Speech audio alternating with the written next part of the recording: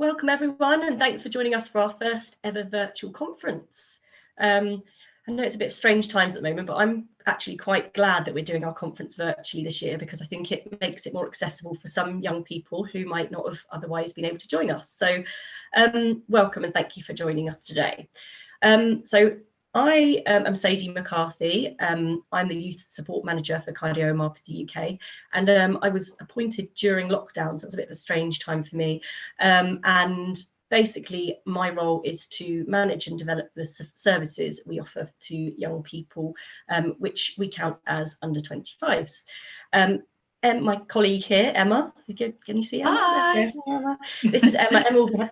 Emma's one of our support nurses, and she will be talking to you a bit later on about the kind of things that she offers to all of our young people. But yeah, so for now, I'll start going through. Basically, this session today is just going to be about a little bit about what we do here for young people, and what our thoughts are about the future of the service and how we'd love you guys to get involved in helping us to shape that future. So moving swiftly onwards, if I can go across, let me check everyone's seen my next page. There we go. So, but heart conditions are for older people, aren't they? And this is a kind of me trying to have a bit of a tongue in cheek, because I was just chatting to one of our youth panel members about this exact thing, about how the perceptions and stereotypes about heart conditions being for older people. And I think that's why it's really important that we've got a young person's kind of voice going on here at the charity, because obviously some of the issues that you might come up where it might be the same as for any age group, but actually some are more specific for the young people, children and under 25 age group. So I've got here some of the things that I've been told by under 25s since starting here, and hopefully some of them will you'll be able to relate to some of them. So I've got here, no one my age understands my condition or what it's like to be in my position. So I think quite a lot of people, young people, not all the time, some people have family histories, but a lot of people find that there's no one else who are their age who understands what exactly they're going through. I worry every time I have to go to an appointment that I'm going to get bad news. So obviously another thing to have to worry about that could go for kind of any age group, to be honest with that one. I don't really understand the condition, treatments, or how this affects me. So a lot of the resources out there for cardiomyopathy are for kind of aimed at adults. That's something we're trying to change here by making the resources we have more accessible to young people. Next one. Will I be able to do all the things I hope to do or used to do? So Emma's going to touch on this a bit later as well. But I think particularly for the young people demographic for under 25s, you know, you've have in your head the things that maybe you want to do, you enjoy doing now, or things that you were hoping to do in the future, and suddenly a diagnosis or a potential diagnosis puts all these questions into your head about whether or not you can continue to do those things that you were hoping to do. Oh, I've clicked 2 there, sorry, but the first one was I'm going to have to tell people, or I'm going to stand out and be different.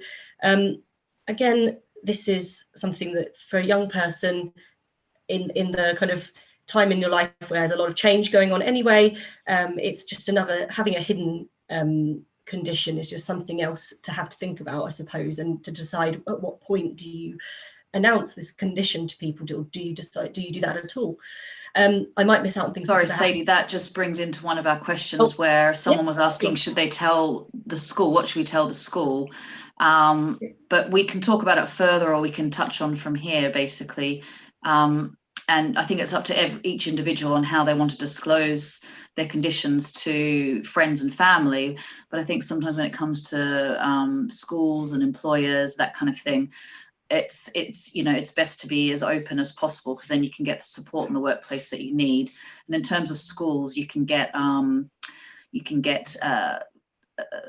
care plans written up by your either your nurse specialist or your community nurses, and then they can work with the school, and they can always have a plan, and they'll have an understanding about what the cardiomyopathy is and how to look after your child or grown-up adult child. Yes, it's hard, isn't it? Because actually, I say when we say young people, just to clarify, so when we say children, we tend to mean kind of the under 11 age group, and then we do say young people and young adults, but actually it all kind of comes into the under 25 age group, which is that whole time you're going through education. And I completely agree with you, Emma, that it is down to the individual.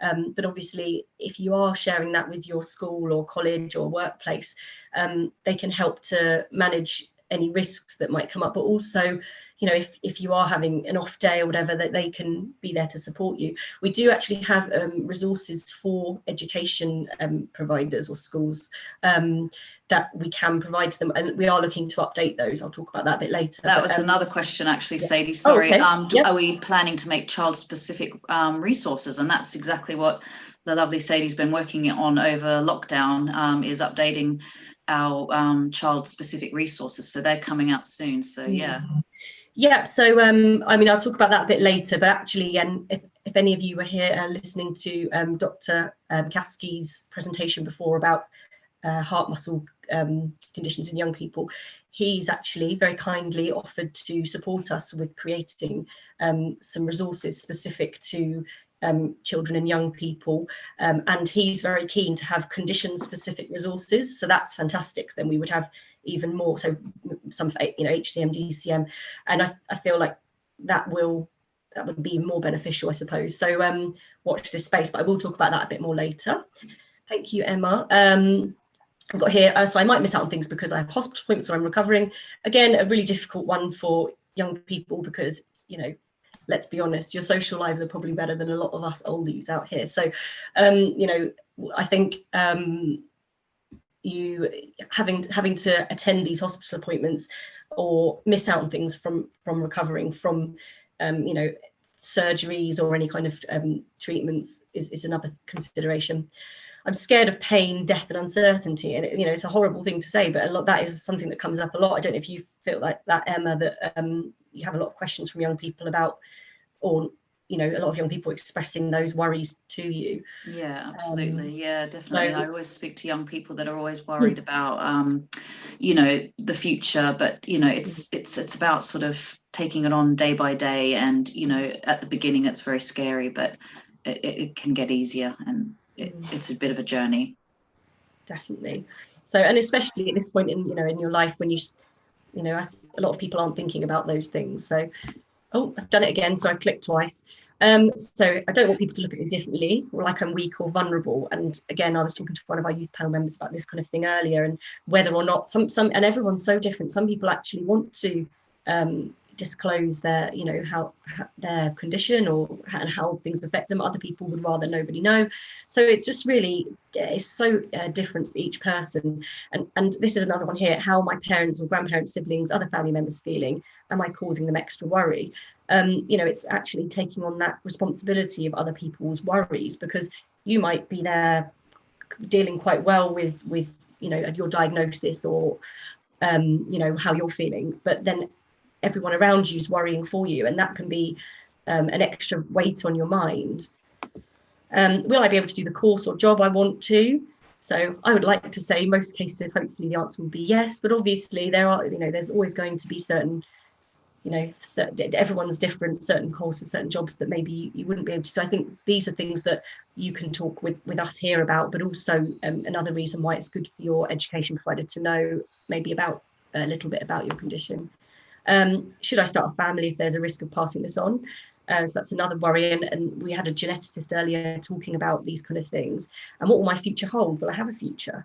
So a lot of these things are very specific to young people, and actually can be quite scary. And obviously some young people will have family or friends to turn to who maybe understand the condition or know about it, but a lot of young people may never have come across it before, and no one they know has come across it before.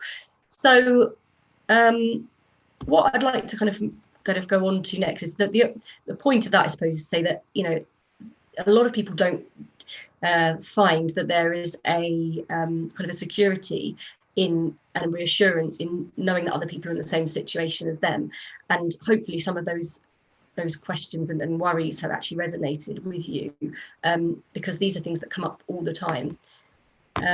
Okay, so everyone has a unique story. So here, I kind of said there can be this reassurance of being able to connect with other people who are in a similar position to you. It's someone else who understands what you're going through, maybe, or who at least you can talk to in maybe a non-judgmental way, where you feel like you can't do that with other people. And I feel like a lot of people have said to me, being able to share my story is a really important part of accepting my condition as part of who I am. So we have a lot of people sharing their stories on our social media, on Facebook and things like that. And I think other people can then comment and get involved, and it's being able to share that, whether or not you just want to hear about other people's stories or whether you want to share your own, it can be a really useful tool.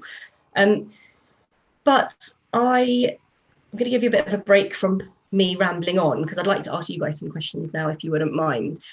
So I want to hear a bit more about your stories. Now, if anyone wants to actually tell us a bit more, feel free to put anything in the comments or the question. I think the question and answer box comes through to us. So if you want to tell us any more about your stories, feel free to put it in there or in the chat section.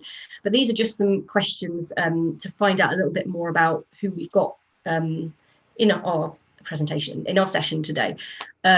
We won't find out anything about your individual person, so don't worry about confidentiality, kind of what you put down. We won't know you've put it. We will just find out the result as a group. So our first live poll, if you go over to the right of your screen, you should see a little option that says poll. Any issues with that, just type in the question and answer box. If you click onto there, a poll should be coming up. Emma, can you tell me if you can see a poll, or I'm not sure if you can see the poll? I can see a poll, yeah. Yeah, perfect. And people, yeah. So the first question in the poll is, which of these most describes you? So we've got A, diagnosed with cardiomyopathy with no known family history.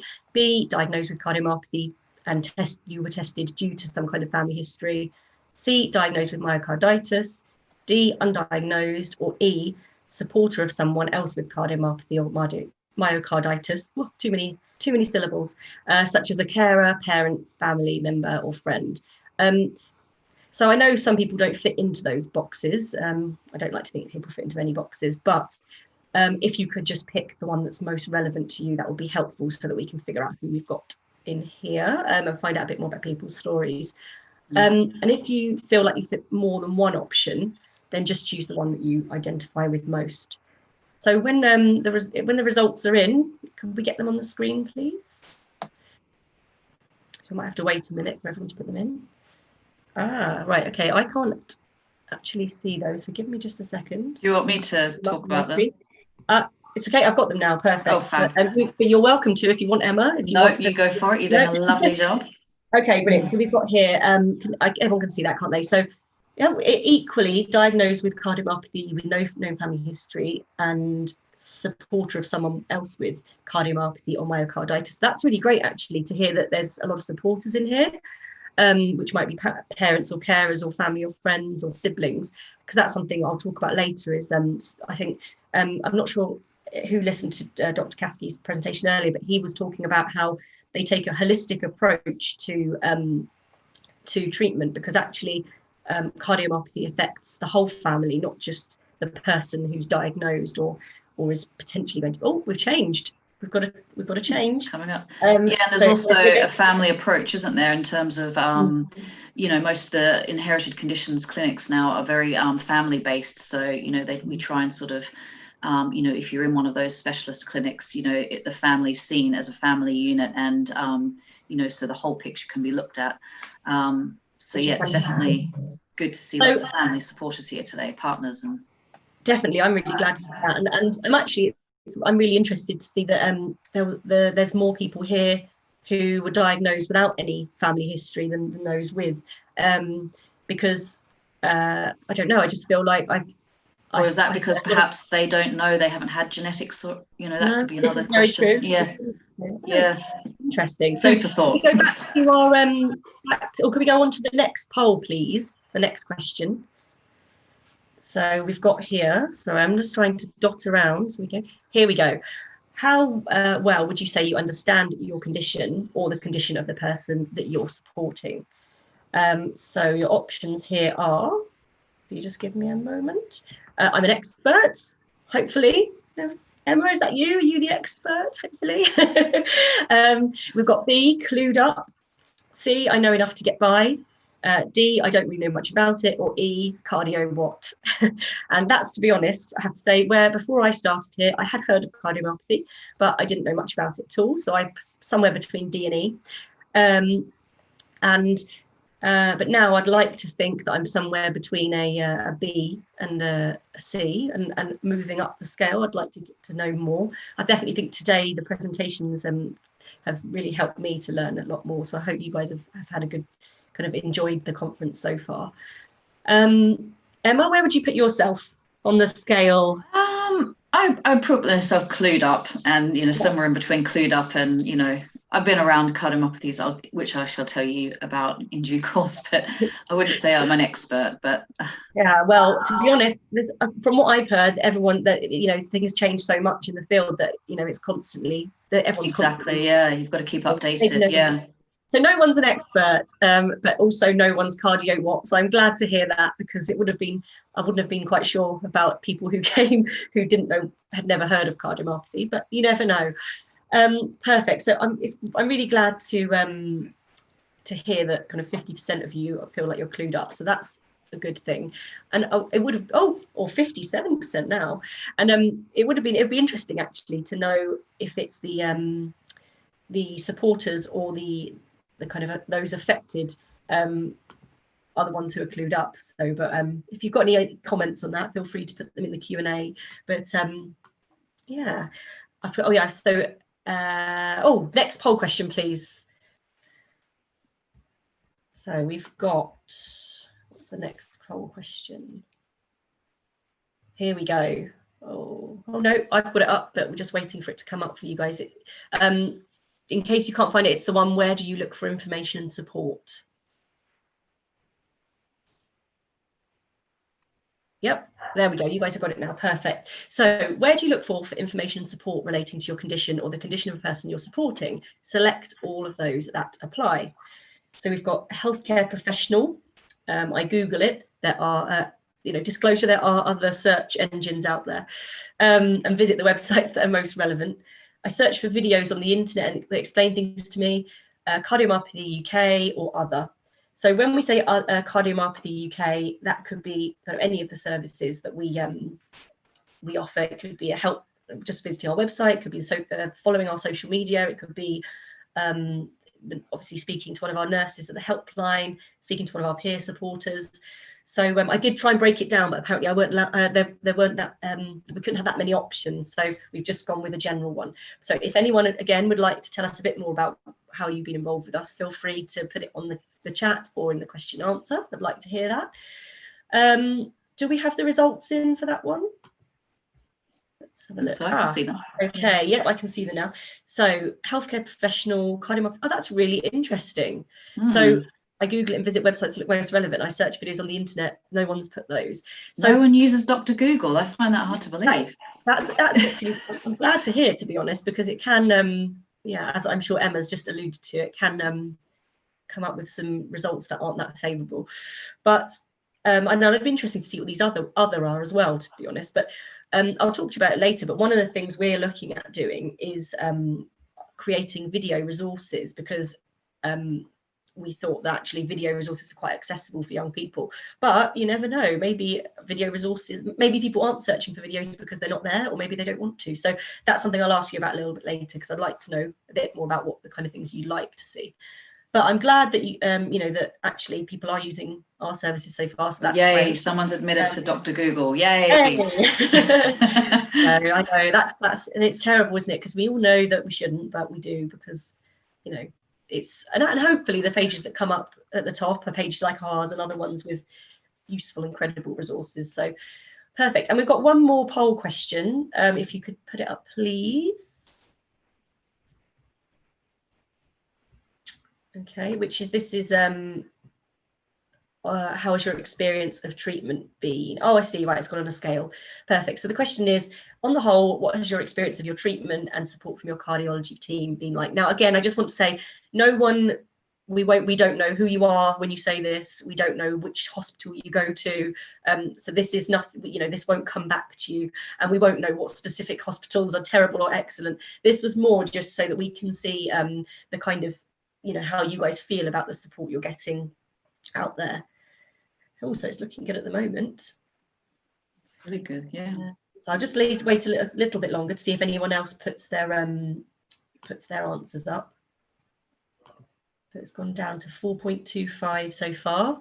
So that's really good, actually. I'm really, Emma, are you quite impressed to hear that? Yeah, I'm really impressed, actually. Yeah, because a lot of the time I talk to people, you know, that are just struggling to, you know, newly diagnosed, and you know, it can come in many forms, either, you know, sometimes through the post, or you know, sort of a bit of a slow kind of burner when it comes to a diagnosis. So it's really good to hear that most people feel that they're getting adequate support from cardiology teams. So that's really positive. It's really good, isn't it? And again, if anyone wants to kind of to say how things have been different during lockdown, or what their experience has been during lockdown, feel free to put something in the chat or the question and answer, and it'll ping up to Emma and she'll see it and read it out. So because I've heard mixed experiences, but most people said when they have had their appointments, you know, they have been, throughout lockdown, they have been great, but it was just more the uncertainty that people were a bit kind of, that wasn't great. So brilliant. Can we bring the presentation back up, please?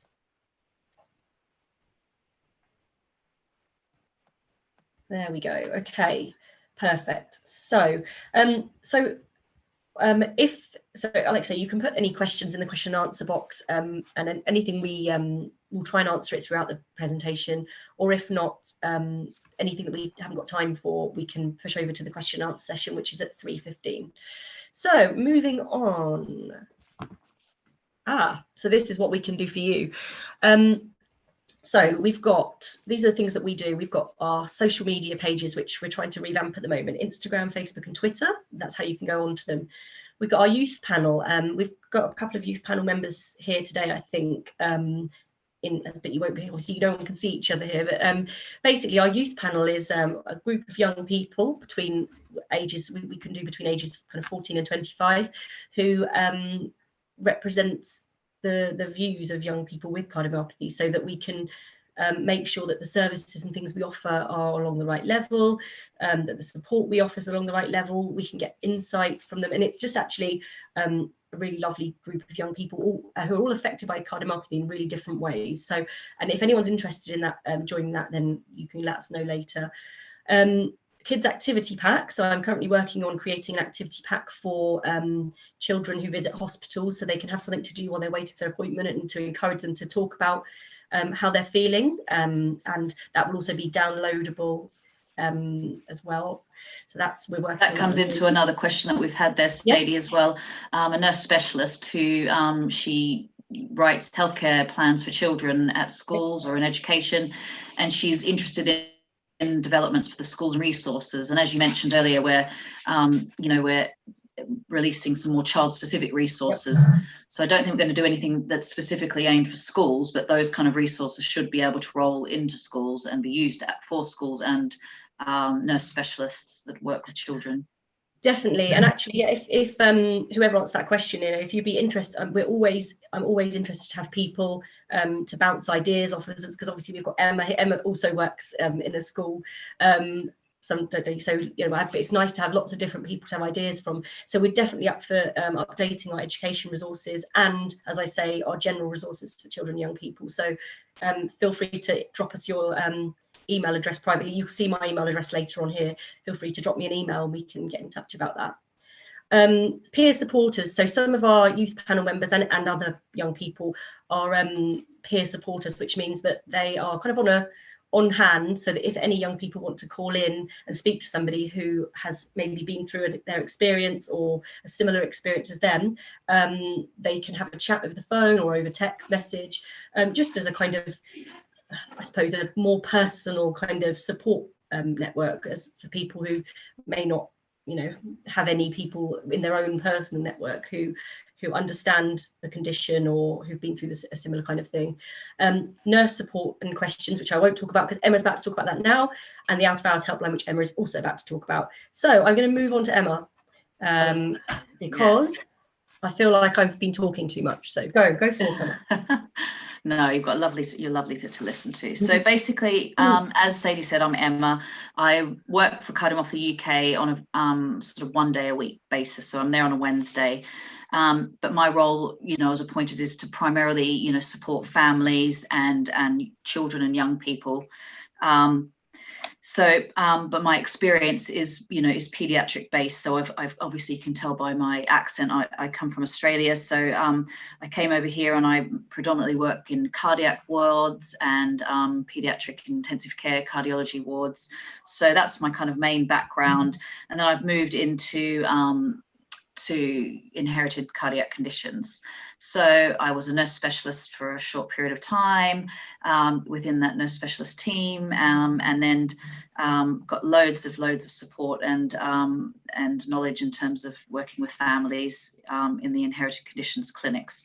But yes, I've looked after babies, children, teenagers, all at the beginning of their, you know, their journeys with cardiomyopathies, and I've also looked after them, you know, when they've been very critically ill, you know, in hospital. So I've got the sort of broad spectrum of experience with working with families in the community and at home, and also quite unwell in hospital. So I think that sort of helps, you know, to be able to talk to people when I do on the phone and through other forms of communication that we do at Cardiomyopathy UK, to sort of have that level of understanding. So yeah, I'm quite, you know, used to speaking to families, you know, about getting support in terms of while they're at school, uni, you know, navigating the NHS system, you know, helping with extra support in terms of, you know, accessing psychologists, dietitians, you know, how to access your cardiac physiologist at your hospital, and talking geneticists, and, you know, all sorts of other, you know, support that you might need in terms of, you know, with your condition. So, you know, that's pretty much my experience in a nutshell, you know, and it's all about navigating the NHS as well, and all those trials and tribulations and feelings and emotions that, you know, come with living with a chronic condition. So, you know, and I speak to lots of young people on the phone, and predominantly through social media, because that seems to be how people like to communicate these days. But I get lots of weird and wonderful questions. So please, you know, if you've ever got any of those weird and wonderful questions, you know, don't ever hesitate to get in contact, because, you know, there's no such thing as a wrong question. But can we have the presentation back up, please? Is that okay? So we can see some of Emma's questions. Thank you. Yeah, some of my weird questions. Yeah, so I'll tell you a few. I've got lots of other questions that have come through also on the live question, which we can discuss as well. But some of the questions I get asked from young people is, you know, can I still go to loud gigs? You know, if I've got an ICD or a device in, can I, you know, can I be in a band? You know, people sort of are worried about going on certain medications and beta blockers, and they're worried about if they'll ever experience the same kind of emotions whilst they're on these kind of drugs as well. And also I get lots of questions about, you know, young people embarking through adolescence, in terms of also from parents as well, you know, having families, starting out their sort of sexual experiences, and also all sorts of other weird and wonderful questions. So, you know, there's no sort of right or wrong questions. So please do, you know, always get in touch if you've got any questions. But yeah, so that's kind of, you know, what I do at the helpline on my 1 day a week is I speak to lots of families, and I speak to lots of young people. We have an evening helpline every Wednesday, every second Wednesday actually. So that's from 6 till 9 p.m. So that is, you know, helpful for, I mean, it's not it's helpful for sort of, you know, that evening crowd if you've been at work all day or you've been at uni, and, you know, you're just kind of winding down and you've got, you know, a few things on your mind, and I'm there to have a good chat too. So have a look out for that helpline as well. Yeah, so if you've got any questions at all about your diagnosis, you know, how to interact with children with the condition, and how to get, you know, talk to schools and how to talk to your child about the condition, please don't hesitate to get in touch with us through either the helpline or through the Facebook page, through email. It's probably my favorite way to communicate, because I can get more information out there, as a, you know, in terms of comparing with social media, but also, you know, phone calls are a good thing, because then we can do follow-ups and we can catch up. So yeah, that's pretty much what I do at the charity in a nutshell. So yeah, ask a few questions that we've just got quite a few questions that have come up, and one of them is a benefits question. So parents of children with cardiomyopathies, and that's something that Alison Thompson will be able to answer in her benefits. What time's that one? 3:15. There's a Q&A there that she'll be able to answer that question for you. But also, if you just email your if you email us at contact@cardiomyopathy.org, Ali will be able to help you with any benefits queries there. Yeah, exactly. And also there's another question that's come about transitioning into from, you know, being an adolescent into adult care. So that's a big, you know, question that teenagers can have. And there should be, you know, lots of hospitals have transition teams. So they should be able to transition you slowly. Sorry about that.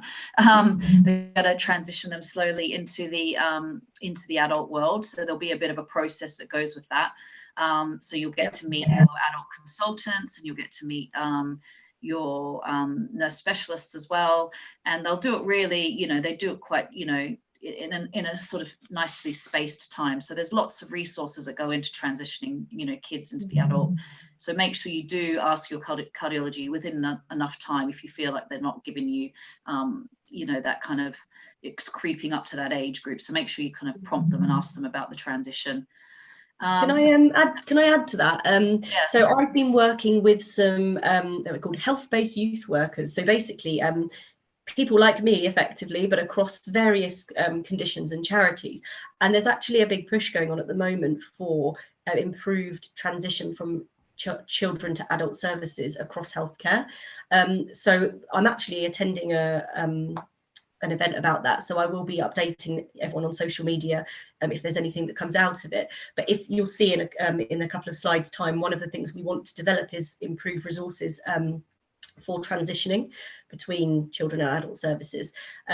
If obviously we've got a kind of time, so it's just me at the moment as doing the young people resources mainly, so things are going to take a little bit of time to come through. So if you are in that stage at the moment and you're worried, you can always either call Emma or you can speak to one of our peer support volunteers, which you can, again, if you go via that email, contact@cardiomyopathy, or call or Facebook, to be honest, any of them, we can set you up with a peer support volunteer, which is another young person who might be 18 or 19 who's recently been through that change, and they'll be able to kind of give you any like kind of more personal experience on that. So we're here to support, you know, these kind of things, because they are, you know, it's a strange time, isn't it, to go through, to move from where you've gone from a children's ward to being in adult services, which are completely different. So sorry, Emma, were you going to do any more questions now? Yeah, there's a few more questions. There's probably one for you as well, Sadie. How can I join the youth panel? What do I have to do?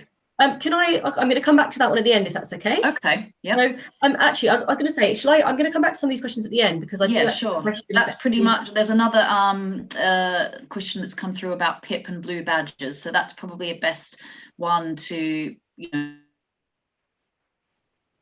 Oh, have we frozen? Have I frozen? Oh, I think you froze, but you're okay now. No, definitely anything to do with benefits or Pip, things like that. Ali is our kind of the person to talk to. So if you get in touch via the contact email, she'll be be able to help you with that. So, but my question for you guys right now, please, if you wouldn't mind, is I've got another poll. Exciting times. I've only got a few more.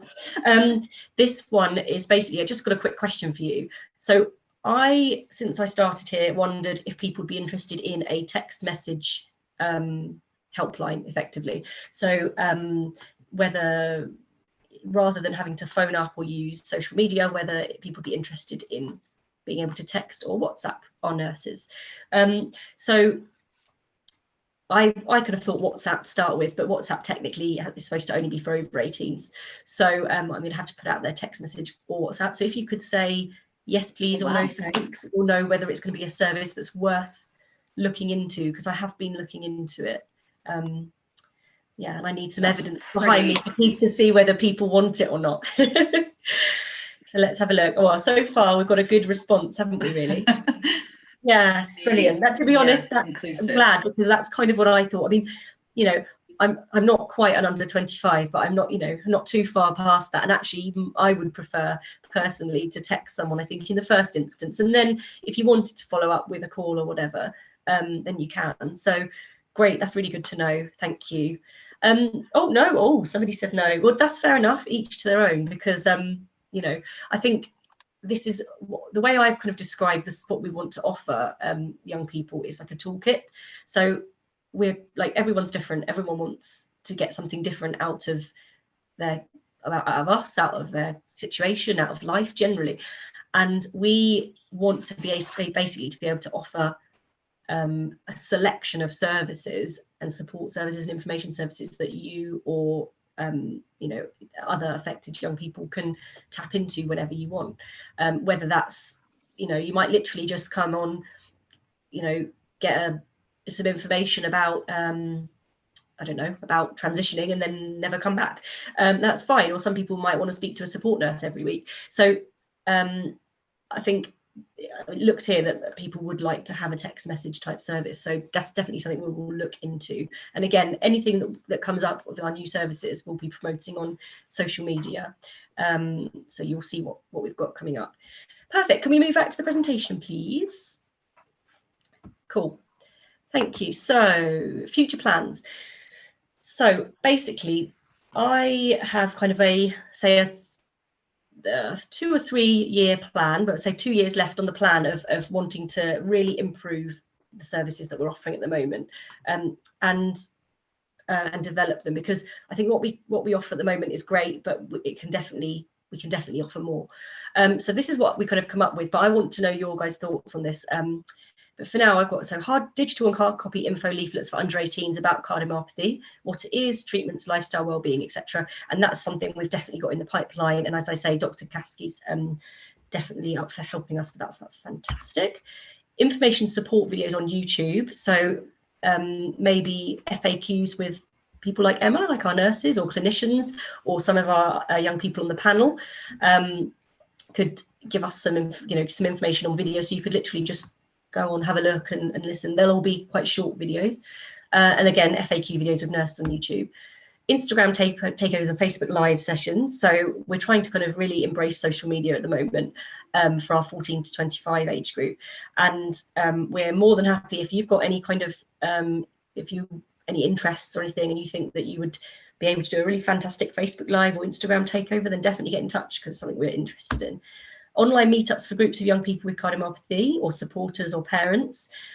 So basically like an online support group. We have support groups at the moment online, but they tend to be condition specific. We're looking into potentially doing a young person specific or parent specific or support sibling specific ones. An annual youth gathering, but we had one last year, but obviously this year it's kind of not gone ahead. So we've just done this as part of our main conference. Activity days or social events for young people, and transition support for moving into adult services. Support services and information for families and supporters. So I'm aware we're kind of running out of time a little bit. So could we I basically just want to ask you guys, if you wouldn't mind, to tell me if these are the kind of things that you would like to see us offer. There's going to be 2 poll questions because I had to split it into 2 because we didn't have enough options. So if we could put the poll up, please, for the first one. If you could just let me know what your thoughts are on oh, sorry, the next one, please, about would you use these services? Thank you. So we've got, would you use these services? So the first batch is digital or hard copy info leaflets for under 18s, information support videos on YouTube, FAQ videos with nurses on YouTube, Instagram takeovers and Facebook live sessions, transition support moving from adult children to adult services. And as I said earlier, I think we're already working on the information leaflets. We are already looking at transition support options, and we have some of those anyway. And to be honest, the three middle ones are the ones where it's kind of a bit trial and error. It's something we've not done before, and it's something that we're looking at might be something we want to, to have a look at. But obviously, our services are for you guys, so I'm just trying to get a feel for what people are interested in. Okay, great. So pretty much, look, it's pretty even at the moment. For people want a variety of things, so we've got almost equal across the board, if everyone can see on there. Right, that's good. So it looks like we're on track, Emma, with the right kind of services and support. We're going. There's nothing. Yeah. There's no duds there. There's nothing that nobody wants. So that's good. Yeah, definitely. Perfect. Yeah, really Thank you. good. And also, if anyone has any specific ideas that I haven't put here, and please do tell us either through the Q&A box now, or you can email me, which my email is on the next slide, or email contact, or just generally on one of our social media channels. Just let us know. We're always interested in finding out what people want. So, oh, sorry, I've gone onto the wrong slide. Right, so next one, please. Next poll, just for the second half of those services will be great. Yeah, perfect. So this one is online meetups for groups of young people with cardiomyopathy, online meetups of supporters of young people with cardiomyopathy, so supporter groups, an annual youth gathering virtually, or an annual youth gathering face-to-face, activity days or social events for young people. So let us know if anyone is interested in any of those. These were my kind of the second batch, so I'm not 100% on these ones, so do let us know what your thoughts are. At the moment it's not looking very promising, but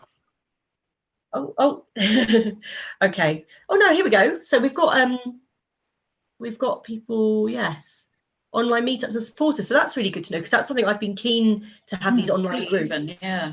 But actually I wasn't sure if it was something people would be interested in.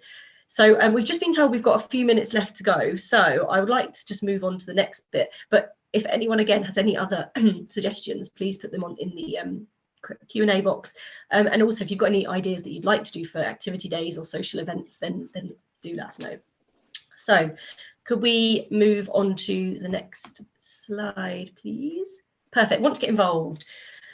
So we've got here different ways to get involved. Volunteer as a peer supporter. So I'm going to have to rush through these, but if anyone's got any interest in these, do just let me know. Email me at the email below, and I'll give you loads more information. So volunteer as a peer supporter. So that basically is someone who can talk to young people and share their experiences and stories with them. Join our youth panel. So our panel of young people that basically help us develop our services and support. We're definitely looking for new members. You'll see a lot about that on social media coming up. Volunteer as a change maker for 18 pluses. That is something my colleague's working on, but it's basically like a patient participation group. So being able to help shape services for cardiomyopathy patients across the UK. Instagram takeovers, sharing your stories, experiences and questions on our Facebook group, or any other ideas, do please send them our way. So I just love to get through a few questions. But again, anything that we don't get through, we can move on to the Q&A session, or I will, if you put your, you can email me directly. So right, so we've already covered, I think, any advice for me. I'm about to transition from adolescent to adult care. So again, feel free to get in touch with Emma, get in touch with us about peer support. But we are working on improving those services. So yeah, and I will keep you posted on social media about the things that are coming up about that. Cardiomyopathy UK have any plans for child-specific resources? So we've touched on that. So yes, we do. Watch this space.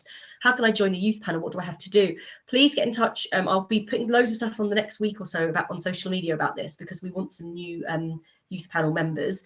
But do feel free right now to email me at that email address below, and I'll give you loads more information about it, and I'll put you in touch with one of our panel members. What can you do to help parents of teenagers who are in denial of their diagnosis? Emma, do you think that's something? I mean, that's a big question, but I think it's about just trying to involve them as much as you can in all of the whole process of their appointments. And it's really tricky. I'm not going to, sort of sugarcoat it. It's really hard. But if, I'm just aware that we might run out of time. So perhaps that's one that if you want to come into the Q&A session, we can talk about that a bit further, or perhaps you can get in touch with me through the charity, through the various channels, and we can talk about that further, because it's a tricky one. So yeah. And and maybe speaking to the okay. We're being told we're running out of time. So what should we tell our school? We've touched on that one as well, haven't we? About being. I think we've touched on the rest of the questions, which is really good. Oh, we've touched on them. Perfect. Okay, brilliant.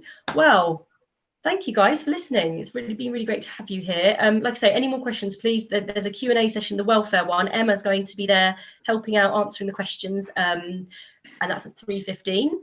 Anything else, please do just email me. My email address is there at the bottom, or get in touch with us on social media. Give Emma a ring on a Wednesday, or if it's any other day of the week, we have our other support nurses as well. So, but Emma's our kind of young person specialist nurse. So if you've got anything, might be worth waiting till a Wednesday. But thank you so much for coming. It's been brilliant to have you here. Thank you so much for getting involved, and really appreciate all of your input, because it's been really helpful. And I haven't had to talk. Great. Yeah, thanks so much for having us, and have a great weekend.